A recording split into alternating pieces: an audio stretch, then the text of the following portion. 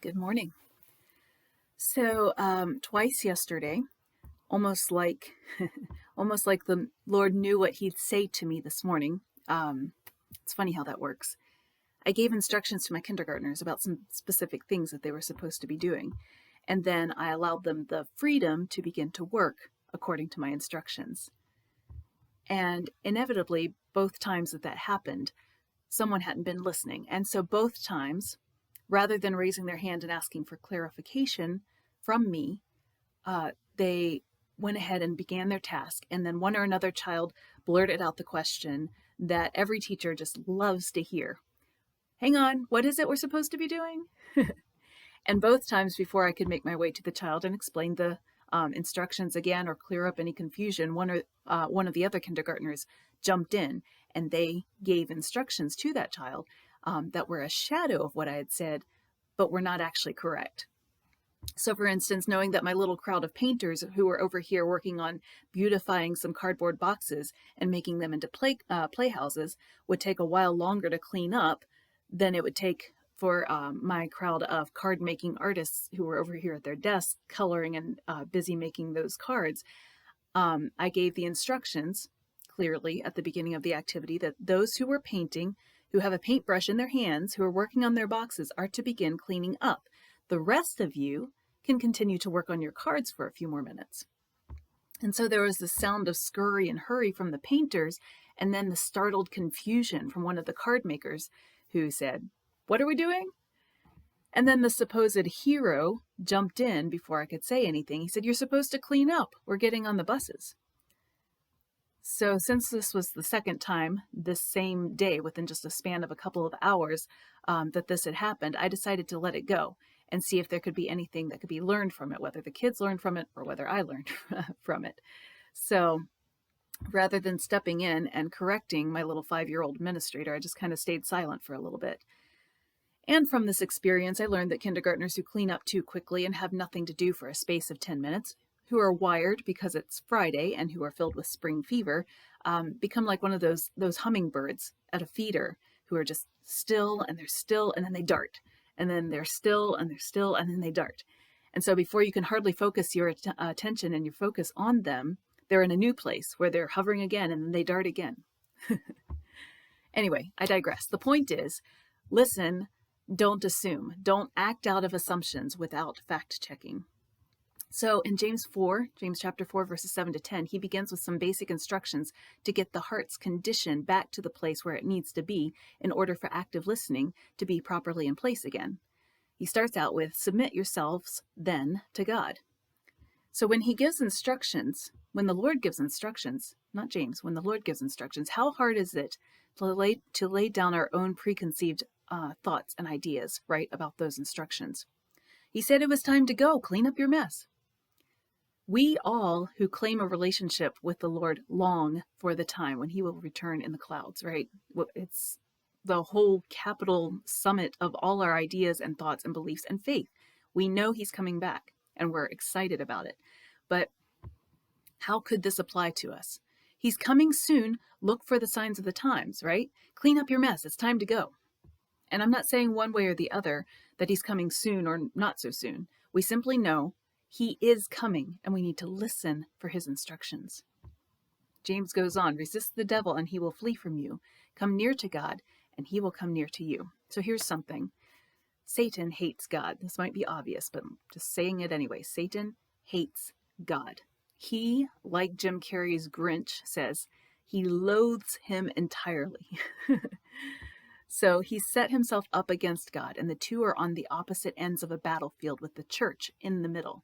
Satan tries his best to divide us and to conquer us and to take us hostage. The Lord fights for us. He draws us to him because we're his. Now, if we intentionally walk towards the enemy's side, if we with all our hearts turn our backs on the Lord, heartbreaking as that act is, the Lord will allow it. Because while no one can snatch us out of the Lord's hand, it says in John 10:28, the only one who has the power to leave the Lord's protection and the cover of his hand is us, ourselves.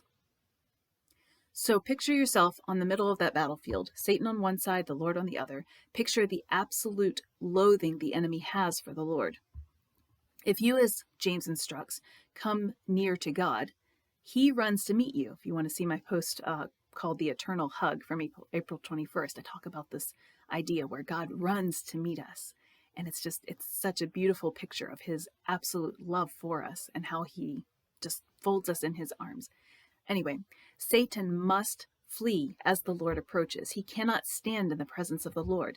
The Lord is so holy, and they are just at complete odds. He can't stand in the presence of the Lord. So James says, draw near to God. The enemy has no place there. Then he goes on, wash your hands, you sinners, and purify your hearts, you double-minded. Grieve, mourn, and wail. Change your laughter to mourning and your joy to gloom. Humble yourselves before the Lord, and he will lift you up. James isn't telling us all to, he's not telling us all to become Eeyores, right? Looking at the circumstances of life with, our glass half empty perspective, or our glass completely empty if you're a true Eeyore, moaning about life's difficulties. He's telling us, repent, realize our mistakes, accept the lessons that we've learned from them, right? And let God do his work through them. Look at the contrast between change your laughter to mourning and your joy to gloom from James, and from Psalms 30:11, it says, you turned my wailing into dancing.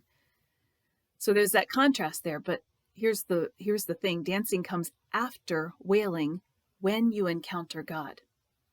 You take your attitude to the Lord, you turn your laughter to mourning and your joy to gloom, and he lifts you up. He gives you that new unmitigated laughter. He gives you that unrestrained joy. Have you ever truly apologized to someone and been wholeheartedly forgiven? It's like the world just falls off your shoulders and you're lighter than air. That unrestrained joy. So, in chapter 4, verses 11 to 12, then, James dives into the dangers of slander, the dangers of gossip, talking about one another, about our own brothers and sisters in the church, behind backs, misinterpreting information, passing on words that either aren't true at all or are half-truths, which is even more dangerous because they have the appearance of truth. He says, brothers, do not slander one another. Anyone who speaks against his brother or judges him speaks against the law and judges it. When you judge the law, you're not keeping it, but sitting in judgment on it. There's only one lawgiver and one judge, the one who is able to save and destroy. But you, who are you to judge your neighbor? So who hasn't played the game of telephone, right?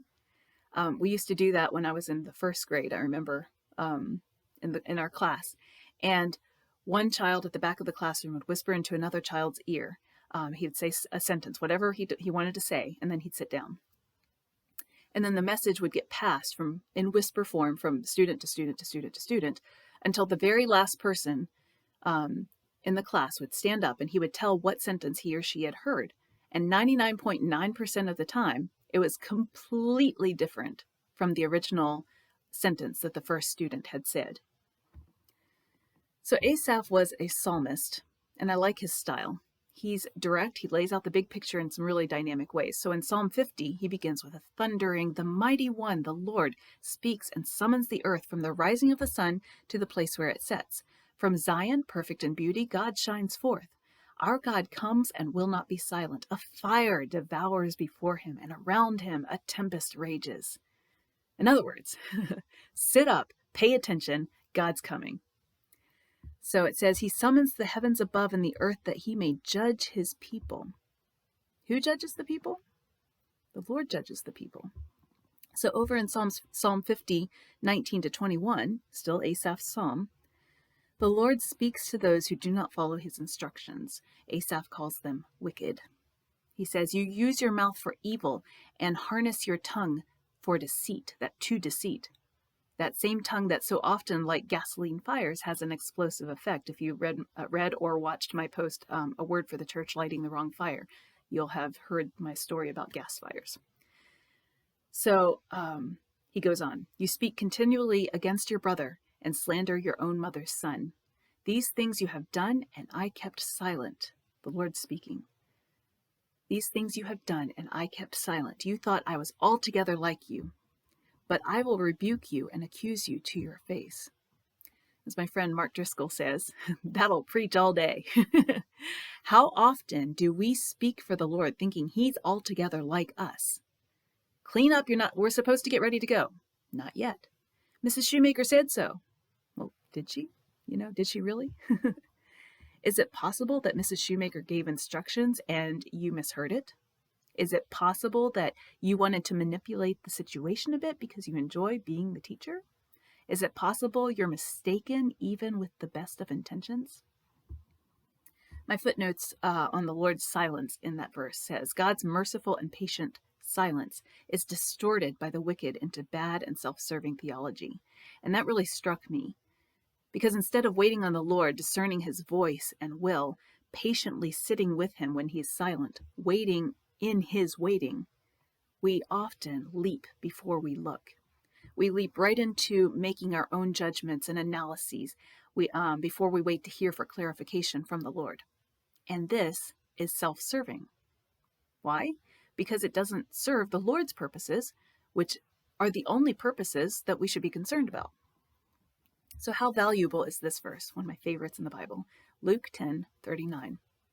Martha had a sister called Mary who sat at the Lord's feet, listening to what he said. And what seems to be simple description of a scene, the stage blocking, right? The basic stage blocking for those who love stage plays. Mary takes the most important position of all. She sat. She sat at Jesus' feet. She listened to what he had to say.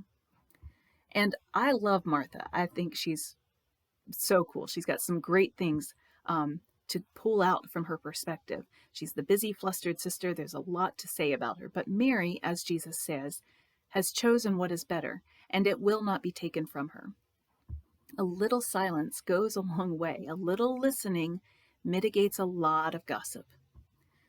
You don't really think of gossip as being one of those, top tier sins, right? It's super easy to point to the big ticket sins, the homosexuality, the debauchery, the fornication, the witchcraft. Those are the don't touch sins. Clear on gossip as well. So how about this ouchie? Prayer requests.